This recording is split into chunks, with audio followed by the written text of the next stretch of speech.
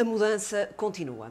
Estávamos a 3 anos e meio da transferência de administração e na fase final do processo de transição, quando o embaixador António Santana Carlos assumiu a chefia da parte portuguesa do Grupo de Ligação Conjunto. Foi o último negociador português.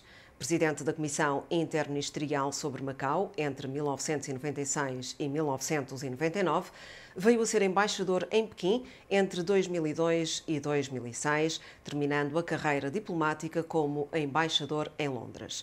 Santana Carlos fala-nos das negociações com a parte chinesa e de alguns dos pontos mais importantes para o futuro de Macau, como a localização do Código Penal, a regulamentação das línguas oficiais e o Estatuto de Macau junto da União Europeia e várias organizações internacionais. Somos determinados. A China é a grande revelação do século XXI. Macau é diferente, consegue conciliar o passado com a modernidade e com a evolução tecnológica atual. Senhor Embaixador, o senhor foi o último chefe da parte portuguesa no Grupo de Ligação Conjunto. Como é que foram esses últimos anos de negociações entre Portugal e a China? Eu diria, em primeiro lugar, que foram extremamente interessantes. Foi talvez aquela experiência profissional que eu tive ao longo dos 40 anos de carreira diplomática que mais me terá interessado. Enfim, pela importância do que estava em jogo, pelo desafio que constituía e, obviamente, que eu herdei este dossiê no trabalho dos meus antecessores. Como sabem, o Grupo de Ligação Conjunto Portugal-China começou a funcionar depois da assinatura da Declaração Conjunta, não em abril de 87, mas no princípio de 88, e manteve-se até, até 20 de dezembro de 1999. Eu entrei para o Grupo de Ligação exatamente em junho de 1996. Portanto, já tive uma reunião plenária no final desse mês e o que equivale a dizer que foi um processo que decorreu para mim, durante 3 anos e meio. Eu, ao falar em mim, estou a falar na equipe que existia, porque, como era a prática, nós funcionávamos, o chefe do Grupo de Ligação da parte portuguesa funcionava em Lisboa, era presidente da Comissão Interministerial sobre Macau e, portanto, estabelecíamos a coordenação relativamente aos assuntos de Macau com outros departamentos da administração pública e, simultaneamente, assegurávamos as negociações com a parte chinesa em Macau. E então havia uma delegação em Macau, naquilo que era chamada a base portuguesa do Grupo de Ligação. Ora, acontece que eu tinha a maior confiança nos colaboradores que estavam lá, nos diplomatas que estavam lá, o António Jorge Mendes primeiro, depois o Pedro Moitinho de Almeida, que aliás foi cônsul-geral depois em Macau, mas comecei a ir a Macau com muito mais frequência do que iam os meus antecessores. Isso justificava-se devido a estarmos na fase final da transição e da necessidade de acompanhar o processo. A parte chinesa tinha o seu chefe de delegação permanentemente em Macau, não é? É claro que ele falava comigo, tinha o número 2 que falava com o número 2, com o chefe da chamada base da parte portuguesa, no GLC, mas eu entendi que era importante ir a Macau com muito mais frequência e naqueles 42 meses, que são os 3 anos e meio exatamente, fui 39 vezes a Macau. Portanto, fiz 78 viagens de longo curso naquele período. No princípio havia o voo da TAP, diretamente com Macau, porque já tinha havido justamente no GLC um acordo relativamente à abertura do aeroporto de Macau, que era uma novidade, mas depois a TAP, por falta de aparelhos, a partir de certa altura, deixou de voar, infelizmente, deixou de voar para Macau. E eu então comecei a ir por Hong Kong. Bom, portanto, foram 3 anos e meio muito intensos. Muito intensos.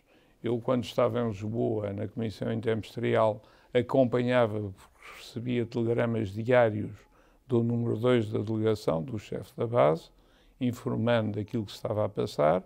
Eu dava-lhe instruções relativamente à sua atuação, falava diretamente com o Ministro dos Negócios Estrangeiros, que era o Ministro Jaime Gama, que acompanhou todo o processo, não é?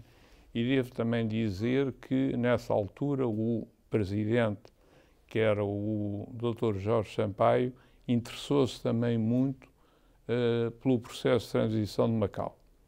Aliás, o Presidente e o Ministro dos Negócios Estrangeiros tinham, cada um, o seu representante para as reuniões plenárias do Grupo de Ligação, que tinham uma periodicidade trimestral e alternavam entre Macau, Pequim e Lisboa. Agora, a base das conversações decorria, eu diria, diariamente em Macau, e eu passei a acompanhá-los porque nessas 39 deslocações que fiz a Macau, permaneci no território permanecia uma média de 10 dias. Quais foram as questões mais difíceis no seio do GLC nesses últimos anos? Eu direi que algumas questões, quer dizer, já estavam resolvidas, não é? Como, por exemplo, esta que eu mencionei do aeroporto de Macau. Já havia avanços nos processos de localização das leis, do quadro da administração, a que a parte chinesa atribuiu sempre muita importância. Faltavam, ao resolver alguns assuntos que tinham a ver com, enfim, nós procurámos, ao longo de todo aquele processo de negociação, que julgo eu decorreu de forma exemplar, procurámos garantir a singularidade e a identidade própria de Macau. Esses eram os objetivos da parte portuguesa, quer dizer, conseguir com a parte chinesa acordos que garantissem esses 2 estatutos, a identidade de Macau e a preservação da sua singularidade. Porque, como sabem, Macau teve durante vários anos com os portugueses lá, assegurarem a administração, e depois as duas partes, portuguesa e chinesa, entenderam em bem, após o restabelecimento de relações diplomáticas, entenderam em bem que se devia, no momento oportuno, resolver a questão da transição de Macau. Portanto, julgo que foi um processo exemplar. Agora, houve alguns dossiês que, efetivamente, foram importantes, como seja a localização de alguns códigos, como entre eles o Código Penal, que inclui a proibição da pena de morte e da prisão perpétua, por exemplo. Esse foi um documento que deu garantias à população do território de Macau, não é? Sem dúvida. Depois, nós também discutimos assuntos que estavam noutro fórum, que era a Assembleia Legislativa de Macau, porque houve um conjunto de deputados que quiseram avançar com uma legislação relativamente aos direitos humanos e essa legislação acabou por ser objeto de análise e de apreciação no GLC. E conseguiu-se, enfim, os direitos, liberdades e garantias, incluindo a liberdade religiosa. Macau também aderiu aos pactos internacionais sobre direitos humanos para garantir a identidade própria de Macau. Foi também importante que Macau aderisse a um conjunto de organizações internacionais, como a OMC, que é muito importante, a Organização Mundial do Comércio, e outras organizações que estão sediadas em Genebra, como a Organização Mundial de Saúde, a Organização Mundial, outras organizações, portanto, com competência nessa área, não é? Na área do relacionamento internacional mais técnico, não é? Também estabeleceu um acordo de cooperação com a União Europeia, na altura a Comunidade Europeia. E isso, Macau, portanto, tem um estatuto junto da atual União Europeia, o que leva à manutenção desse diálogo. Eu sei isso bem porque tenho um bom relacionamento com o chefe da delegação económica de Macau em Lisboa, o engenheiro Raimundo Rosário, que vai frequentemente, está cá em Lisboa, acreditado em Lisboa, mas desloca-se com frequência a Genebra por causa dessas reuniões, sobretudo na OMC, e a Bruxelas. Portanto, isto é importante porque Macau tem um estatuto próprio, não um estatuto de país, é um estatuto de uma região, não é? Administrativa especial junto de organizações internacionais. E isso valoriza a autonomia de Macau. E, portanto, nós consideramos que foi muito importante. Eu falaria ainda num dossiê que foi, julgo eu, essencial para garantir, o estatuto das duas línguas oficiais, porque fala-se de línguas oficiais na declaração conjunta, depois, na lei básica, o texto da lei básica diz que o português será também língua oficial, e que é uma expressão que parece que secundariza o português perante o chinês. Ora, nós entendemos que era muito importante conseguir a regulamentação das duas línguas oficiais.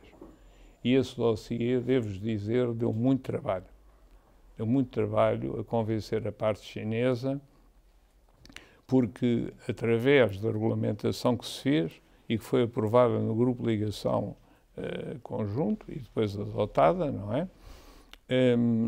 Uma vez essa aprovação registada, o português, havia garantias do português ser usado na Assembleia Legislativa, na administração e nos tribunais. Na administração, isto é, qualquer cidadão se pode dirigir à administração através de um requerimento em português e tem o direito de receber a resposta em português, na mesma língua. Portanto, entendemos que esse foi um passo muito importante e que prova o espírito de bom entendimento que acabou por prevalecer, embora as negociações tivessem momentos mais difíceis, que acabou por prevalecer, dizia, entre as duas partes. Alguma vez imaginou que a China poderia atribuir à língua portuguesa o papel que atribuiu nos anos mais recentes? Bom, nós, na altura, o objetivo era garantir que, efetivamente, no território, na região administrativa especial de Macau, a partir de 20 de dezembro de 1999, que o português tinha garantias para ser utilizado nos órgãos essenciais. Obviamente nós sabemos que a população portuguesa de Macau é minoritária, mas essas garantias foram criadas. E isso foi, acho eu, muito importante.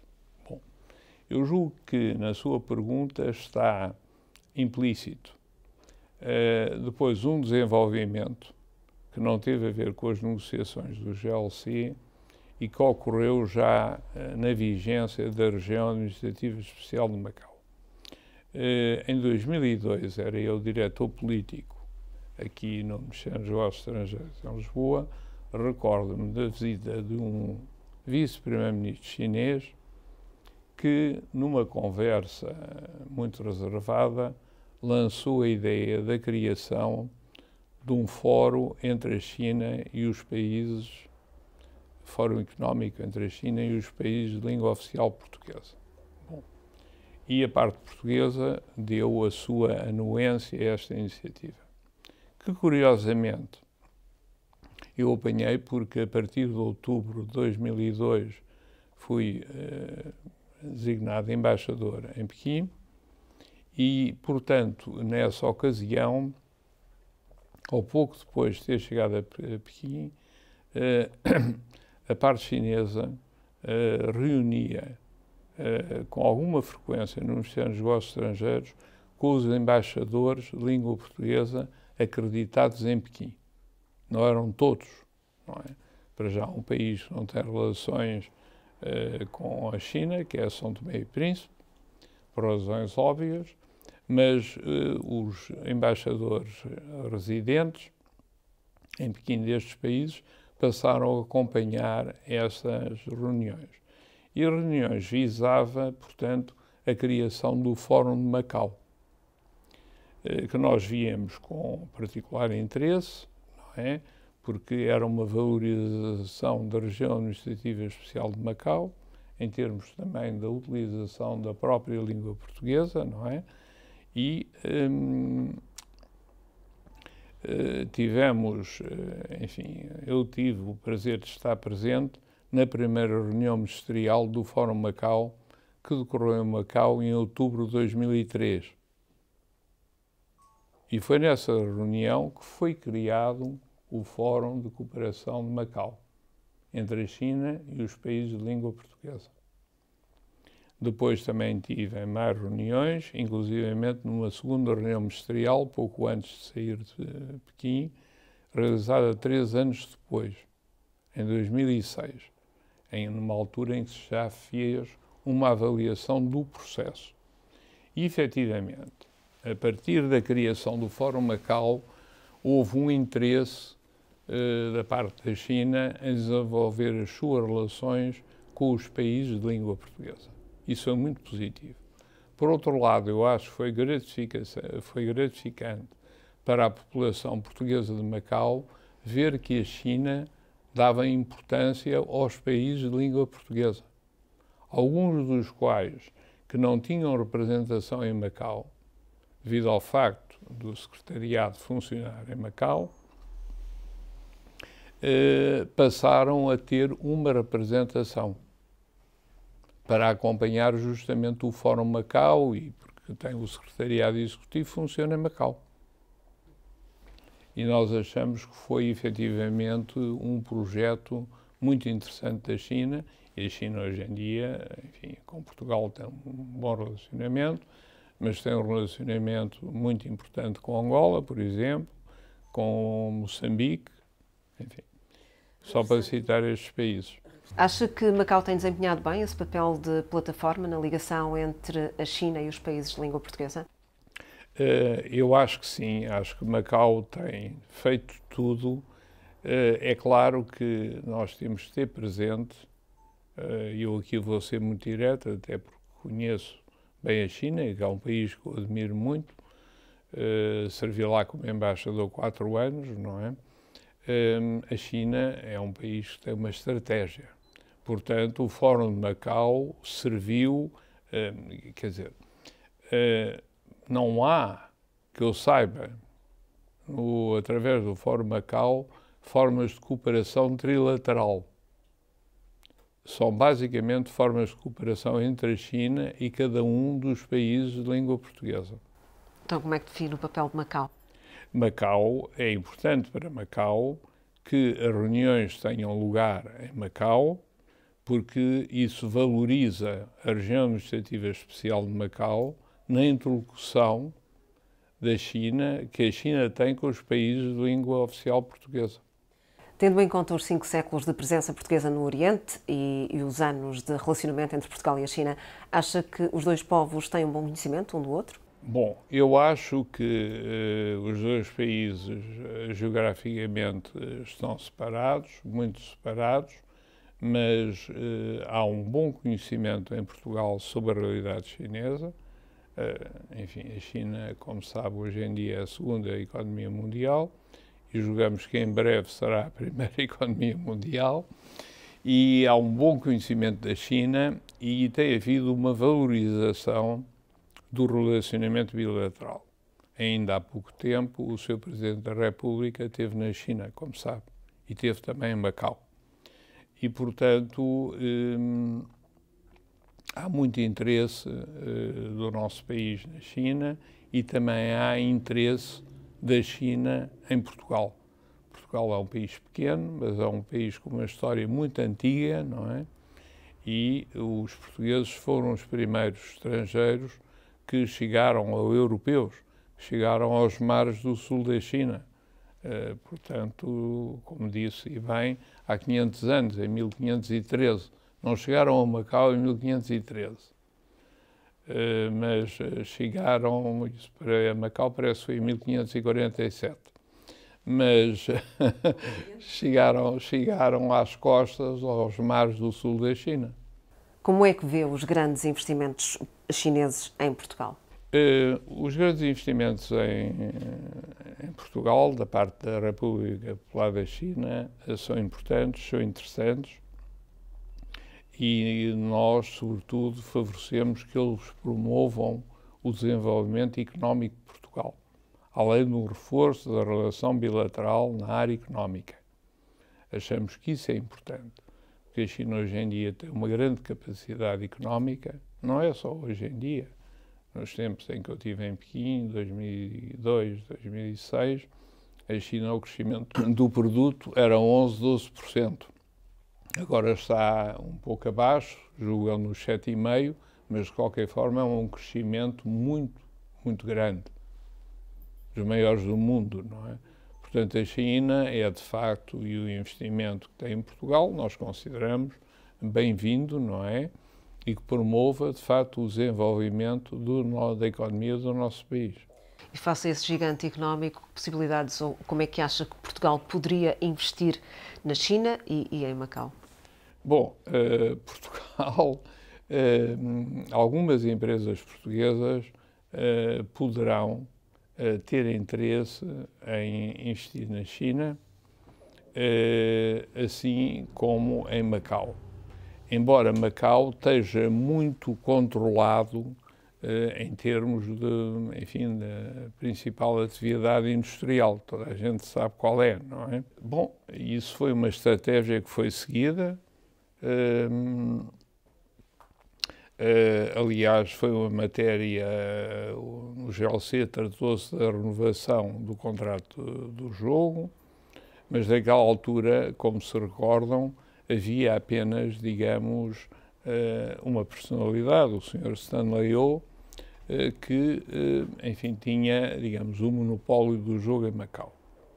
Com a transferência de poderes, esta posição foi alterada e hoje em dia, imediatamente, eu recordo na altura, foram abertas possibilidades a 2 parceiros americanos de Las Vegas, que vieram para Macau, e hoje há mais. E Macau, eu julgo que não se deve criticar, Macau tem essa potencialidade e, portanto, é normal, isso contribui para o desenvolvimento de Macau, para a entrada de dinheiro em Macau, o que é muito importante. Como é que vê Macau de hoje? Macau vejo, enfim, eu já não vou a Macau e é preciso ter algum cuidado, porque as coisas evoluem muito rapidamente. A última vez que eu estive em Macau foi em outubro de 2006, portanto, há cerca de 8 anos. Já vai para 8 anos. Recebo alguma informação de Macau, mas depois fui titular da Embaixada de Portugal em Londres, depois, há quase 4 anos, atingi a idade da reforma, regressei, não tenho acompanhado a situação em Macau no dia-a-dia, mas as informações que me chegam são positivas, não é? Acho que Macau está a evoluir no bom sentido. Alguma coisa que mudaria? Eu acho que não. Eu acho que compete, enfim, às autoridades de Macau tomar as suas opções. Neste momento, o chefe do Executivo é o Sr. Chu Sai-on, que eu conheci e que, aliás, foi várias vezes a Pequim e tinha o prazer de o receber na Embaixada quando ele era membro do governo de Macau, mas não, nos tempos do chefe do Executivo, o Dr. Edmund Ho, e, portanto, é uma pessoa capaz, é uma pessoa com capacidade e está a fazer o melhor por Macau. Como é que vê Macau para além de 2049? Essa é a segunda transição, não é? Era como se dizia na altura, a primeira transição é após a transferência de poderes de Macau e depois há a segunda transição a partir de 2049. Eu julgo que Macau vai continuar a ser aquilo que é, não vejo razões para já, ainda estamos a uma distância apreciável, não é? Ainda estamos a 35 anos de distância, não é? Mas Macau certamente se vai manter na linha do desenvolvimento, valorizando o seu património, não é? Também em termos turísticos, Macau não é apenas jogo, não é? O turismo é uma fonte de receitas importante de Macau. As pessoas vão a Macau para conhecer uma realidade diferente, não é? Naquela parte do sul da China. E, portanto, certamente se vai manter dentro desta autonomia. Eu diria agora, numa análise de caráter mais especulativo, que é importante para a República Popular da China que os processos de transição de Hong Kong, que decorreu primeiro, e de Macau, corram bem. Porque há um terceiro território que está ainda à espera dentro daquela filosofia definida por um gênio, que foi um gênio, o Sr. Deng Xiaoping, um país, dois sistemas. Portanto, o território a que se refere é Taiwan. Taiwan. E como é que vê essa fórmula de Deng Xiaoping, um país, dois sistemas, do ponto de vista histórico e político? Eu acho genial. Simplesmente genial. Tendo em conta o ambiente que se vivia na altura no mundo, a necessidade de haver uma evolução, quer em Hong Kong, quer em Macau, ele definiu uma forma que não tira, digamos, o papel da China. Um país admite simplesmente é que há territórios que podem ter um outro sistema. E esta definição continua atualíssima. E, no seu parecer, acha que Taiwan vai ser abrangido por esta fórmula? Eu às vezes penso, mas isto é uma brincadeira. O que eu estou a dizer é uma brincadeira, enfim. Mas eu às vezes penso que deverá ser essa forma e não, por exemplo, uma forma do tipo um país, três sistemas. Sr. Embaixador, muito obrigada. Nada. Muito gosto. Os últimos 9 anos da transição desenrolaram-se sob governação do general Rocha Vieira. Na próxima entrevista, o último governador de Macau fala de Macau e da experiência de ter governado o território na última fase da presença portuguesa no Oriente. Continue connosco.